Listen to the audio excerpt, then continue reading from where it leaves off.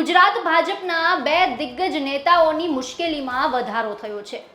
400 કરોડના ફિશરીઝ કૌભાંડમાં બે ભાજપના નેતાઓ એટલે કે દિલીપ સંઘાણી અને પુરુષોત્તમ સોલંકી છે તેની મુશ્કેલીમાં વધારો થયો છે। ગુજરાત હાઈકોર્ટે આ બંને નેતાઓને ઝટકો આપ્યો છે। શું છે આખો મામલો અને શા માટે તેની મુશ્કેલીના વધારો થયો છે તે જાણો આ રિપોર્ટમાં। 400 કરોડના ફિશરીઝ કૌભાંડમાં ગુજરાત હાઈકોર્ટે ગુજરાત સરકારના બે પૂર્વ મંત્રીઓને ઝટકો આપ્યો છે।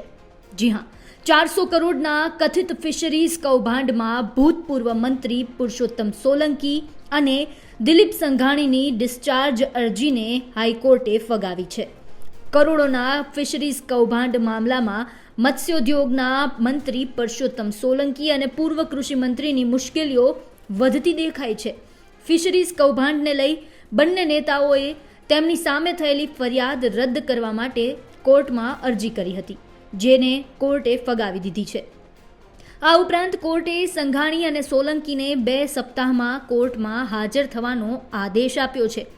હાઈકોર્ટે ગુજરાતમાં મોદી શાસનમાં થયેલા 400 કરોડ રૂપિયાના ફિશરીઝ કૌભાંડ બાબતે બંને તત્કાલીન મંત્રીઓ સામે ગાંધીનગરની કોર્ટે ઇસ્યુ કરેલી ક્રિમિનલ પ્રોસેસને રદ કરવાનો ઇનકાર કર્યો છે।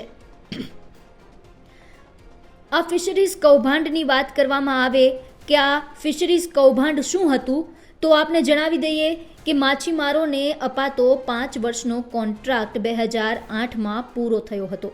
2009માં હરાજી કરી આ કોન્ટ્રાક્ટ પુનઃ આપવાના હતા, પરંતુ પુરુષોત્તમ સોલંકીએ અપસેટ પ્રાઇસથી પહેલાં 12 લોકોને અને પછી 38 લોકોને કોન્ટ્રાક્ટ આપી દીધા। હરાજી વિના કોન્ટ્રાક્ટ આપવા કેબિનેટ મંજૂરી લેવાની રહે છે। આ મંજૂરી પુરુષોત્તમ સોલંકીએ મેળવી નહોતી।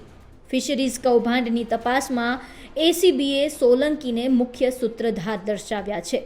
ફિશરીઝ કૌભાંડ થયું ત્યારે દિલીપ સંઘાણી કેબિનેટ મંત્રી હતા।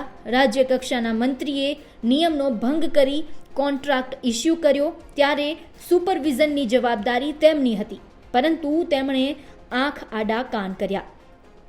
આ ઉપરાંત જે પ્રકારે હરાજી વગર કોન્ટ્રાક્ટ અપાયો તેમાં કેબિનેટની મંજૂરી જરૂરી હતી, તેમ છતાં તે મુદ્દે સંઘાણીએ કોઈ ધ્યાન આપ્યું નહીં અને આમ કૌભાંડમાં મદદ કરી। ત્યારે હવે આ 400 કરોડના ફિશરીઝ કૌભાંડમાં ગુજરાત હાઈકોર્ટે આ બંને પૂર્વ મંત્રીઓને ઝટકો આપ્યો છે।